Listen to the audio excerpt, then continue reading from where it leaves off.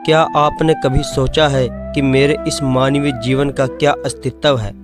मेरे लिए इस मानव जीवन जो कि ईश्वर की अनमोल देन है, उसका क्या महत्व है? क्या आपने कभी अपने आप को गहराइयों से जानने का, समझने का प्रयास किया है? आइए हम जीवन के इस सत्य को एक कहानी द्वारा समझने की कोशिश करते हैं। साथ संगत जी, बड़े प्रेम से कहना धन निरंकार जी। आप सतगुरु माता जी की कृपा से स्वस्थ होंगे और तंदुरुस्त होंगे।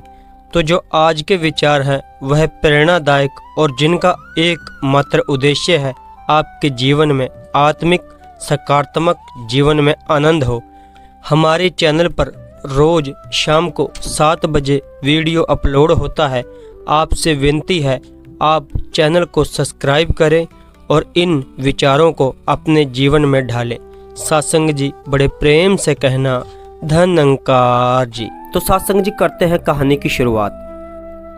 कहानी का शीर्षक है शब्द और पंख। एक बार एक किसान ने अपने पड़ोसी को बहुत बुरा भला कह दिया, लेकिन बाद में उसे अपनी गलती का एहसास हुआ तो वो पश्चाताप के लिए एक संत के पास गया। उसने जाकर संत से अपने शब्द वापस लेने का उपाय पूछा ताकि उसने मन का बोझ कुछ कम हो सके। संत ने किसान से कहा, एक काम करो, तुम जाकर कहीं से खूब सारे पंख इकट्ठा कर लो और उसके बाद उन पंखों को शहर के बीचों बीच जाकर बिखेर दो। किसान ने ऐसा ही किया और फिर संत के पास पहुंच गया। तो संत ने उस किसान से कहा, क्या तुम ऐसा कर सकते हो कि जाकर उन पंखों को पुनः समेट के ले आ सको? इस पर किसान वापस गया तो देखा कि हवा के कारण सारे पंख उड़ गए हैं और कुछ जो बचे हैं वह समेट नहीं पाया। किसान खाली हाथ संत के पास पहुंचा तो संत ने उसे समझाया कि ठीक ऐसा ही तुम्हारे शब्दों के साथ होता है। तुम बड़ी आसानी से किसी को कुछ भी बिना सोचे समझे कह सकते हो, लेकिन एक बार कह देने के बाद वो शब्द वापस नहीं लिए जा सकते।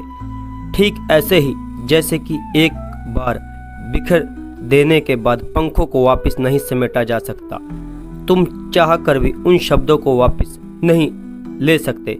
इसलिए आज के बाद कभी भी किसी से कुछ कहने से पहले विचार कर जरूर बोलना।